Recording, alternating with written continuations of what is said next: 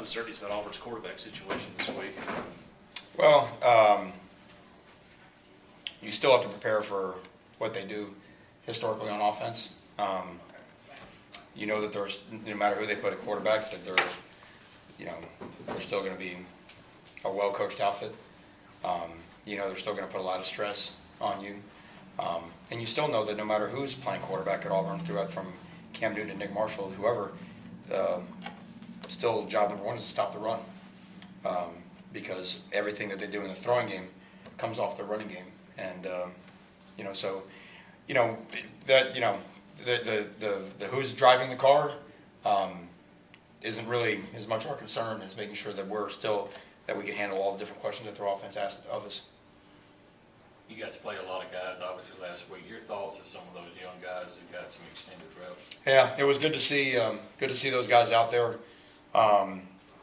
Good to see that now that we can coach them off of game reps and what they did well and what they didn't do well. But certainly, start at linebacker, Gary Green and JT Gray continue to show their ability to make plays, and then now if they can just be more consistent assignment-wise, I think that bodes well for them. But I think they'll take confidence from that. Obviously, in the back end, with Mark McLaurin and Jamal Peters, both ran around, did some nice things. But more importantly than the physical plays that they made was mentally, assignment-wise. They held their own because they're in a position where you can't make a mistake mentally and get beat before the snap. We were able to rotate a lot of guys up front, inside as well. Corey Thomas and Braxton Hoyet, those guys that are continuing to develop and move along. So, I think by the end of the first quarter, we'd already played 7 linebackers and 6 safeties on the back end. So, that type of the way the game worked out, it's really going to be important for us down the road. In situations like that, is it kind of equal as far as you need them to get confidence and they need to give you guys have to have confidence and gain confidence when you see them play? Both those things are true, but the most important thing that we always talk about is they have to earn the trust of the locker room. Even before they earn the trust, the worst thing we can do is throw them in there if the team doesn't really believe that they're worthy of going in there, because they'll lose. In football, when 11 guys are out there, there's 74 in scholarship that are sitting and watching. So anytime someone crosses the line, there's a bunch of guys that would rather be playing than them, quite honestly. So you have to make sure that everyone understands why they're on the field. So their play and what they're doing, the first thing they're doing, they're earning the trust of their fellow teammates. You're leading the conference in third down defense right now. What's allowed you to have so much success in that area? Well, part of third down defense is keeping third down in a distance that's manageable. Early on, we've had some good success of stopping some third down in 3 to 5s, where the odds are not quite in your favor. But again, when our defense is operating the way it's supposed to, if we can be hard to move the ball on first and second down, we feel very confident about our third down defense. And when you can make people one-dimensional and know what they're going to do, and as I always say, there's a lot more ways to stop the pass than there is to stop the run. So our guys have confidence in that. That's one of the pillars of our plan to win on defense and what it takes to win. So our guys are confident in terms of the way we started the year on third down.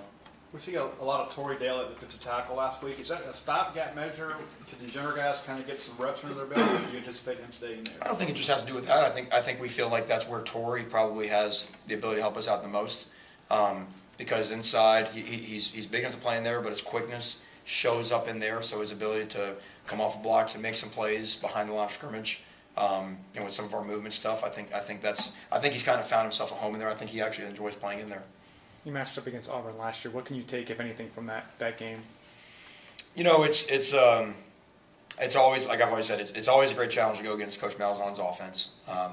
They're always going to give a thorough examination of your defense and the eye discipline of your defense. You've got to be where they present so many different formations, so many different motions, and all it takes is someone's eyes to wander for a moment, and then they pounce on you with their tempo. And then there's always a threat of the explosive pass play. So as a defense coach, you like going against defenses like that because it really puts the pressure on your guys to make sure that snap after snap that they're paying attention and have their eyes in the right spot.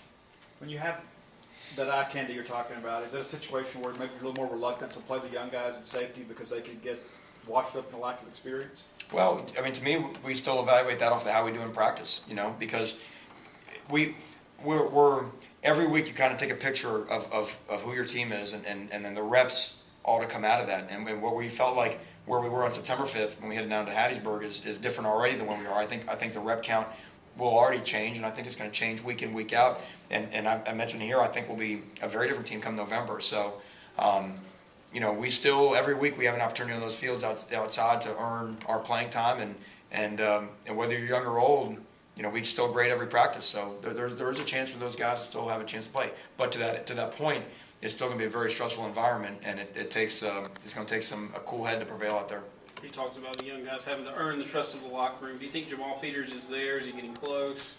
Oh, it's still a process. I don't think we have anybody in our freshman class. I'm not sure anybody in our redshirt freshman class is all the way there yet, because what they can see is that you have talent and you have potential, but football games are won by production and dependability more than ability. So everyone knows our last two recruiting classes are really filled with talented guys on defense, but now are you dependable enough to be where you're supposed to be down after down? And that's, I mentioned to you before that what we've been trying to sell is the trust of the defense, and we've only seen it in glimpses in the first 3 games, but when everybody really goes and everybody lets it go, no matter the opposition, we've been pretty hard to move the ball against it. But then when we all don't hunt together, that's when we don't look to the standard we want to look at. Like, I think all the coaches say they don't play players until they're ready. For the true freshmen that have played this year, how do you know as a coach that they're ready to go in?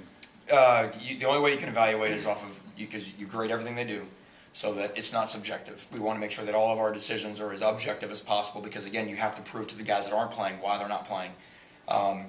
Then the next thing you do, you take it from practice, and then you take it into scrimmages. What we can do in scrimmages. You take it into games. You earn your right on the defense. The first thing I love about this program, the first thing you do is you earn your right on special teams.